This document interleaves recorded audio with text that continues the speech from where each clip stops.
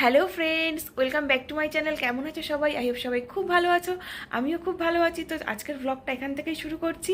এখন বাজে সকাল 8টা। বাইরে না প্রচণ্ড মেঘলা হয়ে রয়েছে, যে কোনো মুহূর্তে বৃষ্টি আসতে পারে। সেই জন্য এখনও দরজা জানলা কিছু খোলা হয়নি। তো এই ব্লগটা এখান থেকে শুরু করছি। চলো কি কি করি আজকে সারাদিনে সেটাই তোমাদের সঙ্গে শেয়ার করব। আর যদি আমার ভিডিওগুলো তোমাদের ভালো লেগে থাকে অবশ্যই লাইক করো, কমেন্ট করো, চ্যানেলটাকে সাবস্ক্রাইব করো। আর আমার ইটিং চ্যানেলের মানে মুভব্যাং ভিডিওর চ্যানেলের লিঙ্ক ডেসক্রিপশন বক্সে দেওয়া থাকবে, তোমরা প্লিজ চেক করে নিও। যদি তোমাদের ভালো লেগে থাকে তাহলে ওই চ্যানেলটাকে সাবস্ক্রাইব করে দিও। তো চলো শুরু করা যাক। এখানে দেখো আমি দুধ জাল দিতে বসিয়ে দিয়েছি, আর এদিকে আমি একটু করে নেবো আজকে দুধ দিয়ে চা। যেহেতু চিনি ছাড়া আমি গ্রিন টি খাচ্ছি, তো সেই জন্য আজকে একটু ভাবলাম যে দুধ দিয়ে একটু মিষ্টি দিয়ে আজকে চা খাবো। যেহেতু বৃষ্টির ওয়েদার, তাই খুব ইচ্ছে করছিল। তো সেই জন্যই আজকে মানে এরকমভাবে একটু বেশি করে চা করছি। দেখো ব্রেডগুলো সেঁকে নিচ্ছি, আর এদিকে চাটাও আমার হয়ে গেছে। আর এদিকে নামিয়ে রেখে ঝটপট করে ওর জন্য মানে ব্রেকফাস্টটা তৈরি করে নেব। আর ও আজকে খাবে মশালা অমলেট মানে ওটস অমলেট। তো ওর মধ্যে সব কিছু দিয়ে যা যা ভেজিস আছে সব কিছু দিয়ে একটা ওকে অমলেট বানিয়ে দেবো। আর আমি দেখো একটু বাটার নিয়ে নিচ্ছি। বাটারটা যেহেতু ফ্রিজে ছিল, পুরো একদম শক্ত মানে হয়ে ছিল, ওটা লাগানো যাচ্ছিল না, যেহেতু এক হাত দিয়ে ভিডিও করছি। আর ওর অমলেটটাও আমি সাইডে বসিয়ে দিয়েছি।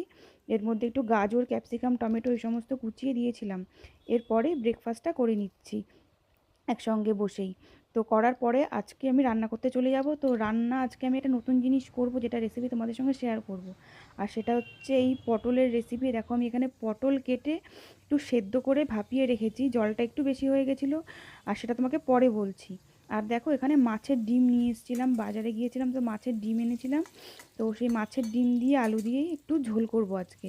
আর মাছের ডিম খেতে অমিত খুব বেশি ভালোবাসে।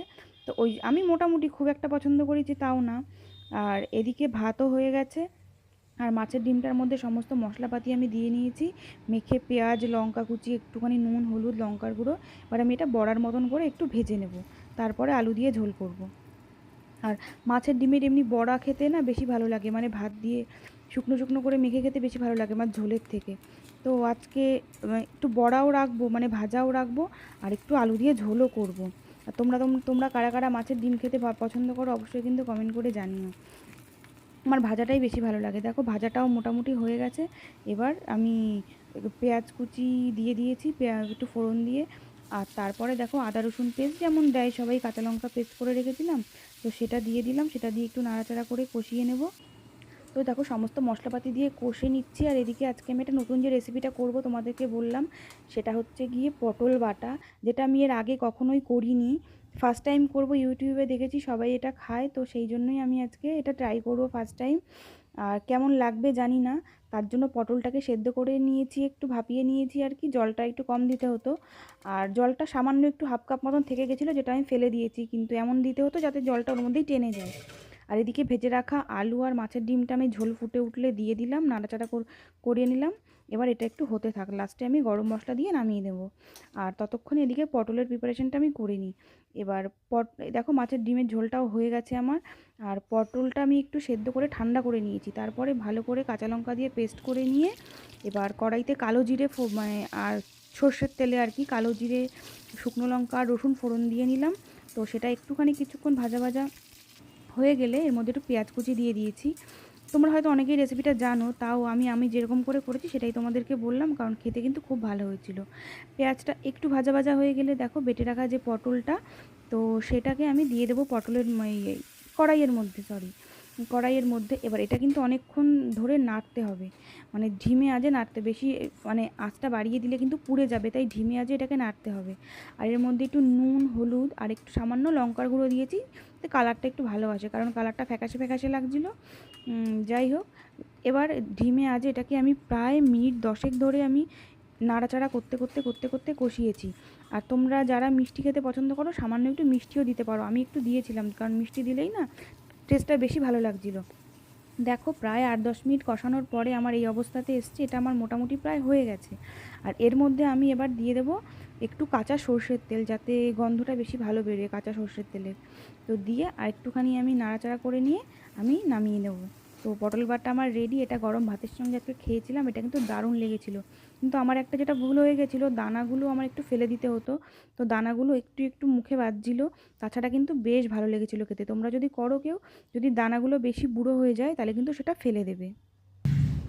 গুড ইভিনিং সবাইকে। দুপুরবেলা লাঞ্চ করার পরে আর ভিডিওটা আমি কন্টিনিউ করতে পারিনি। আমাদের এখানে যেন একটু হালকা করে বৃষ্টিও হয়ে গেল।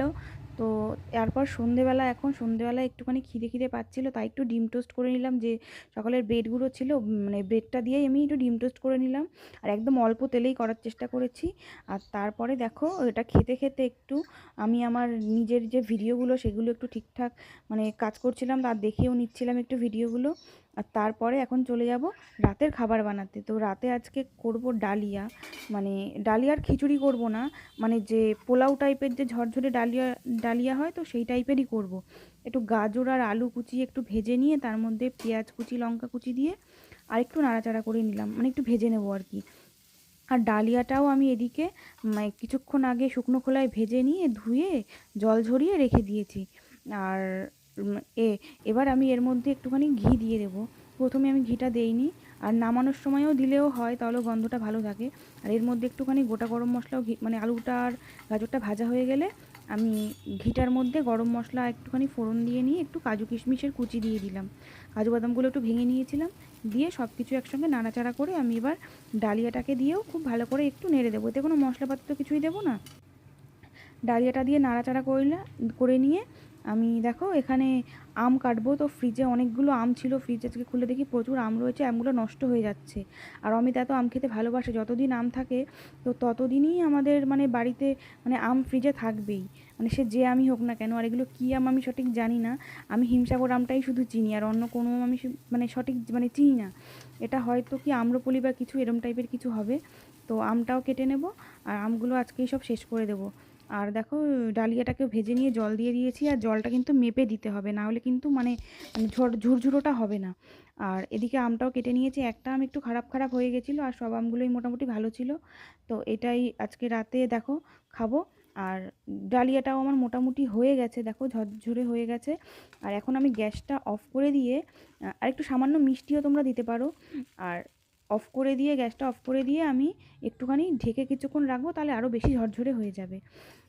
আর দেখো এখানে একটুখানি আমি দই পেতে নেব। ফ্রিজে দুধ শেষ হয়ে গিয়েছিল, অল্প দুধ ছিল, তো সেই দুধটা দিয়ে যতটুকু হয় আমি দই পেতে নেব, কারণ আমি রোজ খাওয়ার পরে একটু দই খাওয়ার চেষ্টা করি দুপুরবেলা লাঞ্চের পর। আর কালকে আবার নতুন করে আবার দই পাতবো। তো দেখো ডালিয়াটা আবার একটু নেড়ে চেড়ে নিচ্ছি, ঝরঝরে হয়ে গেছে, এবার বাটিতে সার্ভ করে নেব। তো এটা না ডালিয়াটা না অনেকটাই বেশি পরিমাণে হয়ে গেছিলো, যেটা করার সময় বুঝতে পারিনি। তো আমাদের দুজনের হয়ে আরও অনেকটা পরিমাণ এখানে থেকে যাবে। তো ঠিক আছে, সেটা থাকলে কোনো ব্যাপার নেই, পরের দিন সকালবেলা আমি এটা ব্রেকফাস্টেই দরকার হয় খেয়ে নেব। তো এটা ডালিয়া আর আম দিয়ে আজকে আমাদের রাতের ডিনারটা সারলাম।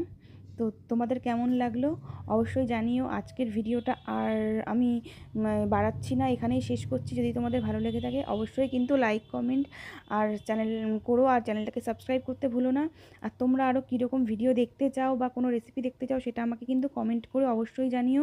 সবাই সুস্থ থেকো, ভালো থেকো, গুড নাইট।